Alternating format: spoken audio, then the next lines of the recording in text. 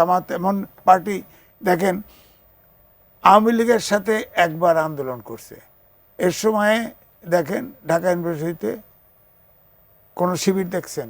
শেখ হাসিনা না পালালে শিবির পাইতেন না।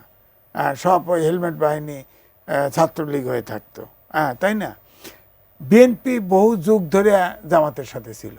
বিএনপি তো অনেকে বলে 10%, অনেক বলে 20%, এমনকি রাশিয়ার লেনিনের বিপ্লবের মতো মনে করে যে যখন জামাত ইসলামিক বিপ্লব ঘটায় দিবে তখন বিএনপি বলে কিছু নাই, সব জামাতি হয়ে গেছে, এরকম ভাবে।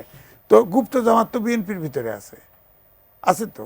সুতরাং গুপ্ত রাজনীতি আর প্রকাশ্য রাজনীতি কিন্তু ডিফারেন্ট। আমি বলি যেমন হরকাতুল জেহাদ, আনসারুল্লাহ বাংলা টিম, এই যে হিল ট্যাক্সে নাথান বম স্বাধীনতা চায় একটা অংশে, তো ওরা কেন রাজনীতি করতে পারবে না? গুপ্ত রাজনীতি যদি আপনি গণতান্ত্রিক রাজনীতিতে নির্বাচনে যদি গুপ্ত রাজনীতি চলে, তাহলে ওদেরকে ছেড়ে দেন। এটা তো হয় না। গুপ্ত রাজনীতি আমার মনে হয় প্রকাশ্যে রাজনীতি অ্যালাউ করা উচিত।